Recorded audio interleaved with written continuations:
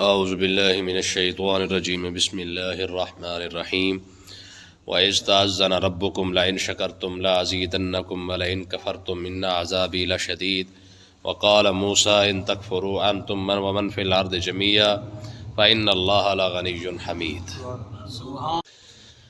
کل کے درس میں حضرت سیدنا موسیٰ علیہ نبینا علیہ السلام کا ذکر خیر ہم نے پڑھا تھا کہ آپ نے اپنی قوم سے فرمایا کہ میری قوم جتنے احسان اللہ نے تمہارے اوپر کیے ہیں نا، یہ رب کا حکم ہے کہ جن جن دنوں کے اندر میں نے تم پر احسان کیے ہیں، جب بھی سال کے اندر وہ دن آئیں تو اس دنوں کو یاد کیا کرو، ان دنوں کو منایا کرو، تاکہ لوگوں کو پتہ چل سکے کہ یہ وہ قوم ہے جس پر رب نے احسان کیا، تو انہوں نے احسان کو وہ دن یاد بھی رکھے ہوئے ہیں۔ ٹھیک ہے، آگے بھی موسیٰ علیہ السلام نے وہی بات ارشاد فرمایا وَإِذْ تَأَذَّنَ رَبُّكُمْ، فرمایا کہ اللہ تعالیٰ نے ارشاد فرمایا محبوب ذرا وہ وقت بھی یاد کریں کہ جب تمہارے رب نے اعلان کیا۔ یہ موسیٰ علیہ السلام فرما رہے ہیں وَإِذْ تَأَذَّنَ رَبُّكُمْ، جب تمہارے رب نے یہ اعلان فرمایا کیا، لَئِن شَكَرْتُمْ لَأَزِيدَنَّكُمْ، اگر تم شکر کرو گے تو میں تمہیں اور زیادہ عطا فرماتا جاؤں گا۔ ٹھیک ہے، وَلَئِن كَفَرْتُمْ، اگر تم نے ناشکری کی تو ان عذابی لشدید، پھر میرا عذاب بہت سخت ہے۔ ٹھیک ہے، دیکھیں مسئلے کو سمجھے، اگر کوئی شخص چاہتا ہے کہ اس کی نعمت بڑھ جائے جو رب نے اسے عطا فرمائی ہے، چاہے دولت ہے، چاہے صحت ہے، چاہے کوئی شے ہے، اگر وہ چاہتا ہے نا کہ اس کے اندر دن بدن ترقی ہو، وہ بڑھتی جائے، کاروبار اس کا مزید ترقیاں کرے، ایک دکان سے دوسری دکان بن جائے، ایک فیکٹری سے دوسری فیکٹری بن جائے، چھوٹے عہدے سے بڑے عہدے پر جانا چاہتا ہے، صحت ہے تو اس صحت کو وہ برقرار رکھنا چاہتا ہے، میں ان ساری ترقیوں کے جتنے بھی معاملات ہیں، میں اس کا آسان ترین نسخہ یہی ہے کہ اگر کوئی شخص جو نعمت اللہ نے اسے عطا فرمائی ہے اس پر شکر کرنا شروع کر دے، اللہ تعالیٰ اسی نعمت کے اندر اضافہ فرما دے گا۔ ٹھیک ہے، اس نعمت کے اندر کیا کرے گا؟ اضافہ کر دے گا۔ میں کہ دولت ہے، پہلے تو لاکھ پتی تھا، تو شکر کرنا شروع کر، تجھے کروڑ پتی بنا دوں گا۔ کروڑ پتی ہے تو شکر کرنا شروع کر، تجھے ارب پتی بنا دوں گا۔ ٹھیک ہے، اگر چھوٹا کاروبار ہے تو اسی پر شکر کرنا شروع کر دے، میں تیرے کاروبار کو مزید وسیع کر دوں گا۔ تھوڑی سی صحت ہے، کوئی بیماری وغیرہ لگی ہوئی ہے، کوئی پریشانی بنی ہوئی ہے صحت کے حوالے سے، میں تو اس حالات کے اندر، اس صحت کے اندر جو ہے شکر کرنا شروع کر، میں تجھے صحت بھی عطا فرما دوں گا۔ ٹھیک ہے، تو کسی بھی نعمت کو بڑھانے کا بڑا آسان ترین نسخہ ہے۔ ہمارے بزرگوں نے بڑی بات لکھی ہے، آپ فرماتے ہیں کہ اگر کوئی شخص یہ چاہتا ہے کہ اللہ تعالیٰ اسے صدیق کا درجہ عطا فرمائے، کون سا؟ صدیق کا۔ ٹھیک ہے، اگر کوئی شخص صدیقوں کے اندر اپنا نام لکھوانا چاہتا ہے، کوئی چاہتا ہے کہ وہ رب اسے اپنے پاس جو ہے وہ مقام عطا فرمائے جو رب نے صدیقوں کو عطا فرمایا ہے، تو میں اس کا آسان ترین نسخہ یہ ہے کہ رب نے جتنی نعمتیں دی ہے اس پر شکر کرنا شروع کر دے اور شکر کے اندر مشغول ہو جائے، دن رات میرے مالک کا تیرا لاکھ کرم ہے، تیرا شکر ہے۔ ایک فرمایا اس نعمت کا شکر ادا کرنا شروع کر دے، اور شکر ادا کرتے کرتے کرتے کرتے پھر وہ اس مقام پہ پہنچ جائے گا جب اللہ تعالیٰ سے خود جو ہے وہ اسے شکر کرتے کرتے وہ نعمت دینے والے سے محبت ہو جائے گی۔ نعمت کا شکر کرتا رہے تو رب اسے کیا کرے گا؟ فرمایا پھر رب اسے اپنی محبت عطا فرما دے گا۔ فرمایا پھر ہوگا کیا؟ فرمایا اللہ تعالیٰ اس کے دل سے نعمتوں کو بھی نکال کے رکھ دے گا۔ پہلے تو نعمت کا شکر ادا کر رہا تھا، فرمایا پھر اللہ تعالیٰ اسے ترقی کیا عطا فرمائے گا؟ اسے نعمت کا پھر اپنی محبت عطا فرما دے گا۔ جب اپنی محبت عطا فرمائے گا تو نعمتوں کو درمیان سے نکال دے گا۔ پھر ایک وقت وہ آئے گا، پھر وہ جب بھی شکر ادا کرے گا تو پھر مالک کا ڈائریکٹ ادا کرے گا، کسی نعمت پر شکر ادا کرنے کی ضرورت نہیں پڑے گی۔ جب انسان اس لیول پہ پہنچ جائے گا تو سمجھ لو کہ رب نے اسے صدیق کا درجہ عطا فرما دیا ہے۔ ٹھیک ہے، تو نعمت کے سے بڑھتے بڑھتے رب تک پہنچ جائے گا۔ پہلے نعمتوں کا شکر کرتا رہے، جیسے شکر کرتا رہے گا میں اس کے بعد رب اسے اپنی محبت عطا فرما دے گا۔ جب اپنی محبت عطا فرمائے گا، جیسے ہی نعمت کی محبت درمیان سے نکل جائے گی، نتیجہ کیا نکلے گا کہ رب اسے صدیق کا درجہ عطا فرما دے گا۔ دیکھیں ہمارے بزرگوں کے اندر یہ چیزیں بڑی تھی، تربیت اسی چیز کا نام ہے۔ حضور غوث اعظم رضی اللہ تعالیٰ عنہ کے ایک مرید تھے، ان کے اپنے پھر مرید تھے، ٹھیک ہے نا، حضور غوث اعظم کے مرید کے بھی مرید. اچھا ان کے پاس حضور غوث اعظم کے جو مرید تھے نا ان کے پاس ایک لوٹا تھا, ٹھیک ہے, اور غالباً ایک مصلا تھا یا کوئی ایک لوٹا تھا یا کوئی اور چیز یا گلاس وغیرہ تھا, اس طرح کر کوئی چیز تھی. تو ان کے مرید کو نا بڑا ترس آیا کہ یار میرا پیر جو ہے نا بڑا بیچارہ غریب اور ماڑا بندہ ہے. تو جب وہ دیکھتا نا حضور غوث اعظم رضی اللہ تعالیٰ عنہ کو, تو اس وقت آپ کے معاملات کچھ اور تھے اور آپ بڑا قیمتی لباس پہنتے تھے. تو وہ کہنے لگا کہ یار میں اپنے دادا پیر کے پاس جاتا ہوں اور جا کے عرض کرتا ہوں کہ حضور دعا فرمائے, اللہ تعالیٰ آپ کا تو مرید ہے, میرا تو پیر ہے نا, ٹھیک ہے نا, میرے پیر کو بھی تھوڑی سی دنیا عطا فرما دے تو چلو ان کی بھی حالات اچھے ہو جائیں گے. تو وہ چلا اور آیا اپنے دادا پیر کے پاس یعنی حضور غوث اعظم کے پاس, اور آ کے عرض کی حضور آپ کا مرید ہے نا, میں اس کا بھی مرید ہوں, تو آپ میں اس لیے حاضر ہوا ہوں کہ اپنے مرید کے لیے دعا فرما دے, اس کے حالات بڑے خراب اپنا کمزور ہے, اس کے پاس ایک مصلا ہے اور یا ایک لوٹا ہے, اس طرح کر کے دو چیزیں ہیں اس کی. تو اب ایک مصلا اور ایک لوٹا ہے, تو آپ دعا فرمائے اللہ تعالیٰ ان کو وسعت عطا فرما دے. تو حضور غوث اعظم نے دعا کیا مانگی, عرض کی پروردگار اس کے پیر کے دل سے دنیا کی محبت نکال دے, اس کے پیر کے دل سے دنیا کی محبت نکال دے. اچھا جب وہ دعا کروا کے واپس آیا تو پیچھے سے دیکھا نہ مصلا تھا نہ لوٹا تھا, سمجھ آئی. تو پیر نے پوچھا, انہوں نے کہا میاں کدھر گیا تھا؟ اس نے کہا جی میں تو آپ کے پیر سے دعا کروانے گیا تھا کہ اللہ تعالیٰ آپ کو وسعت عطا فرما دے, تھوڑے سے حالات اچھے ہو جائیں گے. تو آپ نے فرمایا پھر میرے پیر نے کیا دعا مانگی تھی؟ کہا انہوں نے تو یہ دعا مانگی کہ یا اللہ اس کے پیر کے دل سے دنیا نکال دے. میں پھر پتر وہ لوٹا بھی گیا اور مصلا بھی گیا. کہا حضور یہ کیا مسئلہ ہے؟ فرمایا مسئلہ یہ تھا کہ جب میرے پاس لوٹا تھا نا, جب میں باہر جاتا نا پیشاب کرنے کے لیے تو مجھے ڈر لگا رہتا تھا کہ یار مصلا کو چوری نہ کر کے لے جائے. جب میں نماز پڑھنا شروع کرتا تب میرے دل میں یہ بات آتی کہ پیچھے لوٹا نہ کو چوری کر کے لے جائے, ٹھیک ہے. تو یہ دونوں چیزوں کی محبت نا میرے دل میں کھڑی تھی. جب سے شیخ نے دعا مانگی ہے یہ دونوں چیزیں چلی گئی ہے. تو کہنے کا مقصد یہ کہ حضور پھر وہ تو 500 اور 1000 اور 10,000 کا جو ہے وہ سوٹ پہنتے ہیں اور جبے پہنتے ہیں, ٹھیک ہے. ماں پتر وہ اس منزل پہ پہنچ چکے ہیں کہ وہ 5,000 کا پہنے یا 5 روپے کا پہنے, انہیں فرق ہی کوئی نہیں پڑتا ہے. سمجھ آئی کہ نہیں آئی؟ تو کہنے کا مقصد یہ ہے کہ جب اللہ تعالیٰ کا کوئی انسان شکر ادا کرنا شروع کرتا ہے نا, رب اس کو اس کے بدلے ایسی ایسی نعمتیں عطا فرما دیتا کہ انسان حیران رہ جاتا ہے. عرب کے ایک عالم نے بڑی کمال کی بات لکھی تھی, ضروری نہیں کہ رب نے نعمت کے بدلے میں تمہیں دولت عطا فرمائی ہو سکتا ہے رب نے دولت نہ دی ہو تمہیں صحت عطا فرما دی ہو, یہ بھی تو رب کی نعمت ہے کہ نہیں ہے؟ ہو سکتا ہے رب نے تمہیں پیسہ نہ دیا ہو تمہیں صحت دی ہو, یہ بھی تو رب کی نعمت ہے. ہو سکتا ہے دولت بھی نہ دی ہو پیسہ بھی نہ دی ہو, رب نے تمہیں عزت عطا فرما رکھی ہو.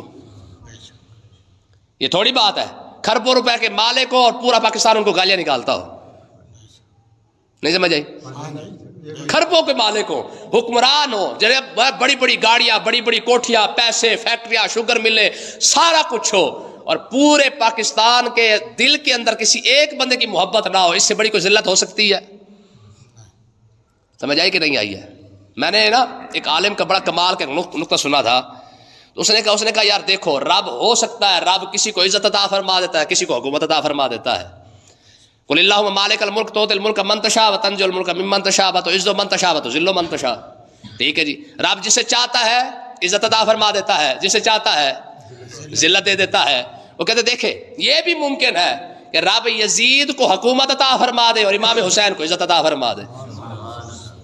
یزید کو حکومت مل جائے یہ بھی ممکن ہے, اور عزت امام حسین کو عطا فرما دے, ٹھیک ہے. تو کہہ رہے یہ بھی ممکن ہے کہ رب نے عزت والا کھاتا جو ہے وہ امام کو عطا فرما دیا. دنیا قیامت تک کے لیے نام بھی رکھے گی تو کوئی امام حسین کے نام پہ آئے گا تو خادم حسین ہوگا, غلام حسین ہوگا, ٹھیک ہے جی. یہ تو رکھتے آئیں گے, نہ کوئی خادم یزید رکھتا ہے نہ کوئی غلام یزید رکھتا ہے. دنیا مار بھی جائے نا یزید کے حامی بھی اپنے بیٹے کا نام یزید نہیں رکھتے ہیں, حالانکہ یزید نام کو برا نام نہیں ہے.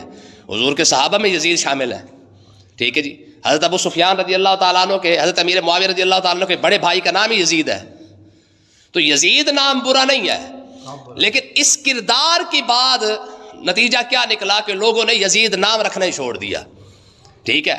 اس کردار کے بعد یعنی اس ظلم کے بعد اور امام حسین کے کردار کے بعد پھر لاکھوں بندے پیدا ہوئے جنہوں نے اپنے نام ہی حسین ہی رکھا ہے. سمجھ آئی کہ نہیں ہے؟ وہ کہتے ہیں نا کہ سرے یزید سرے تخت سر نگوں ہی رہا. کہتے قسمت دیکھو یزید کا سر ہے اور تخت پہ بیٹھا ہوا ہے لیکن جھکا ہوا ہے.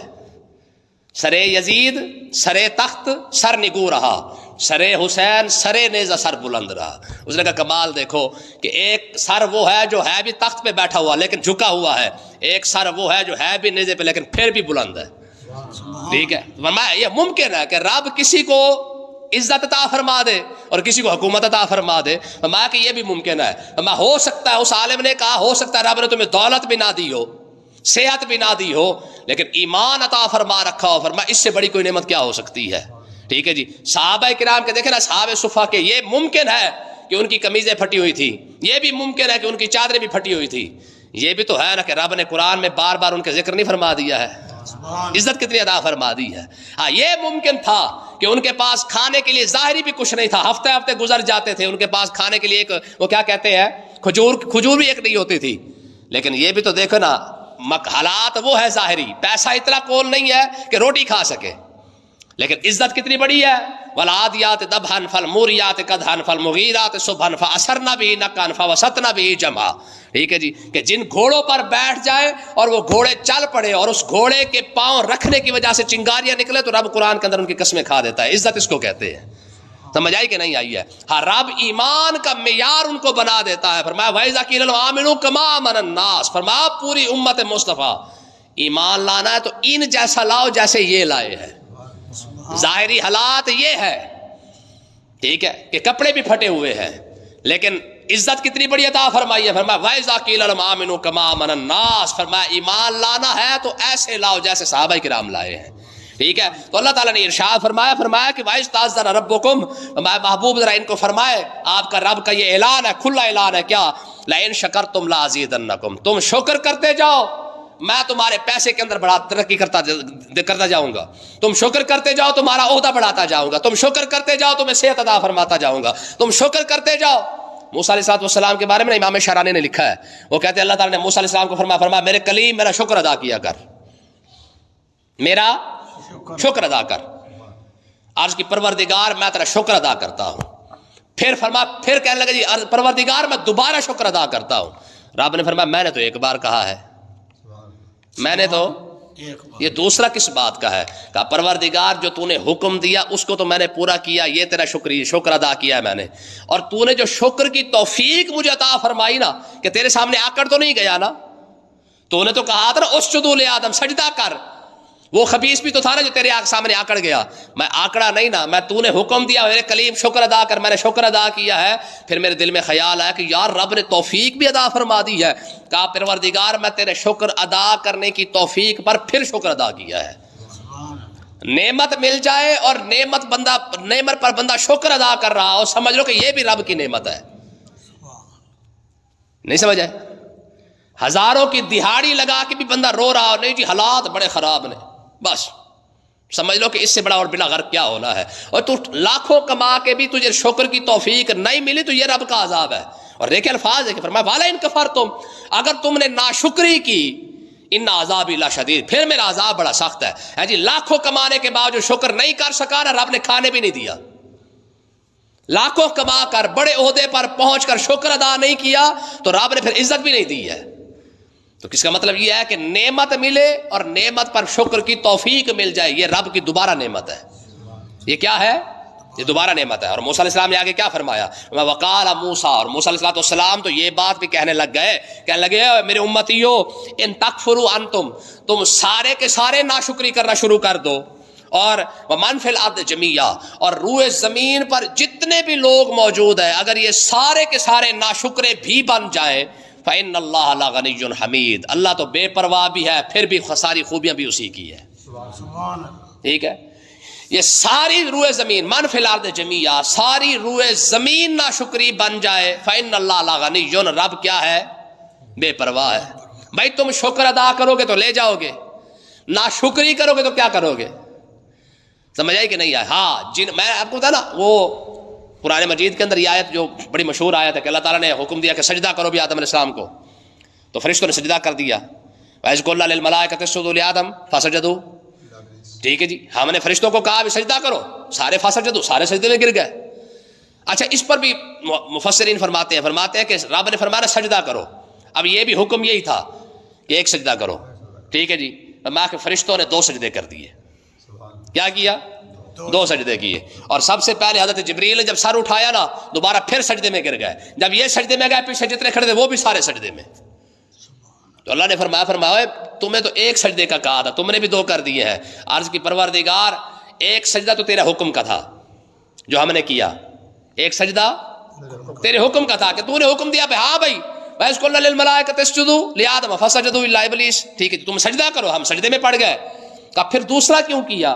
کہا اس لیے کیا جب میں نے سر اٹھایا نا، جبریل علیہ السلام نے عرض کی جب میں نے سر اٹھایا تو الا ابلیس وہ آکڑا ہوا کھڑا ہوا تھا، ٹھیک ہے، وہ ایسے وہ آکڑا ہوا تھا، اور میں جب ہم نے دیکھا نا کہ اتنا تکبر، رب کے سامنے تکبر کر گیا ہے، ہم پھر سجدے میں گر گئے کہ مالکا یہ بھی تیری کرم نوازی ہے کہ تو نے ہمیں سجدہ کرنے کی توفیق عطا فرمائی ہے۔ اس لانتی کے ساتھ تو نہیں ملا دیا نا کہ خود تا اس کا بیڑا غرق ہوا ہی ہوا ہے، ٹھیک ہے، یہ نہ کہ کہیں ہمیں بھی ساتھ لے جاتا، ہم تو اس کا بڑا احترام کرتے تھے۔ یہ بھی تیری کرم نوازی ہے کہ مالکا تو نے سجدے کی توفیق عطا فرمائی ہے۔ ایک تیری توفیق کا سجدہ ہے، ایک تیرے حکم کا سجدہ ہے، ایک تیرے حکم کا سجدہ ہے۔ جو پہلا سجدہ ہم نے کیا وہ تیرے حکم کا سجدہ ہے، اور جو دوسرا سجدہ کیا وہ تیری توفیق کا سجدہ ہے۔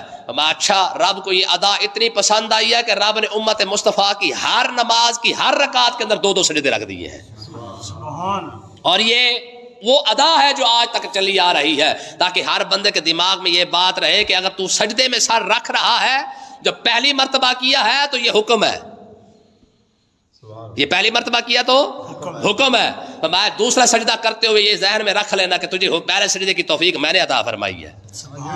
ٹھیک ہے، کتنی بڑی بات ہے یار، میں جب تو نے پہلا سجدہ کیا یہ میرا حکم تو نے مان لیا ہے، میں جب تو دوسرا سجدہ کرنے لگے نا تو تیرے دماغ میں یہ بات ہونے چاہیے کہ تو دوسرا سجدہ اس لیے کر رہا ہے کہ میں نے تجھے پہلے سجدے کی توفیق عطا فرما دی تھی، ٹھیک ہے جی۔ تو اللہ تعالیٰ نے ارشاد فرمایا موسیٰ علیہ السلام فرمانے لگے فَإِنَّ اللَّهَ لَغَنِيٌّ حَمِيدٌ، فرمایا کہ اللہ تعالیٰ بے پرواہ ہے، ساری کائنات اسے نہ مانے اسے پھر بھی فرق نہیں پڑتا ہے، ٹھیک ہے جی، ساری کائنات اسے مان بھی لے اسے پھر بھی فرق نہیں پڑتا ہے، ٹھیک ہے جی۔ کیسی بڑی بات ہے یار، کسی کے ماننے سے تو چلو کچھ نہ کچھ ہو، کسی کے نہ ماننے سے کچھ نہ ہو تو اور بات ہے، وہ اتنا بے پرواہ ہے، اسے مانو تب بھی کوئی مسئلہ نہیں، نہ مانو پھر بھی کوئی مسئلہ نہیں ہے۔ ہاں اتنی بات ضرور ہے، مانو گے تو اپنی خیر خواہی کر جاؤ گے، نہیں مانو گے تو اپنا بیڑا غرق کرو گے۔ ہاں دیکھو نا قرآن مجید کہتا ہے من ذا الذی یقرض اللہ قرضا حسنا، رب کو قرضہ دو، رب تم سے قرضہ مانگ رہا ہے، ضرورت ہے اسے قرضے کیا ضرورت ہے؟ فرمایا تمہارے لیے کہہ رہا ہوں،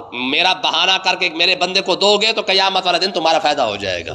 اس لیے کہ اگر کوئی اسے مان رہا ہے یا اس کے راہ پہ چل رہا ہے تو وہ رب کا شکر ادا کرے کہ مالک کا اس دور کے اندر بھی جہاں پہ لوگ ٹک ٹاک بنا کر جناب پتہ نہیں کیا کچھ کر رہے ہوں، وہاں پہ بندہ کھڑا ہو کے یار اسی سوشل میڈیا پہ اگر قرآن بھیج رہا ہے، حدیث بھیج رہا ہے، کوئی اچھی بات کر رہا ہے تو یہ رب کی توفیق اور کرم نوازی نہیں ہے؟ اس سے بڑی اور بات کیا ہو سکتی ہے؟ جہاں پہ دیکھیں نا جی پورا سوشل میڈیا گندگی کا بھرا ہوا ہے، وہاں پہ اگر آپ اچھا کام کر رہے ہیں تو سمجھ لیں کہ یہ بھی رب کی کرم نوازی ہے۔ اللہ پاک سمجھنے کی توفیق عطا فرمائے۔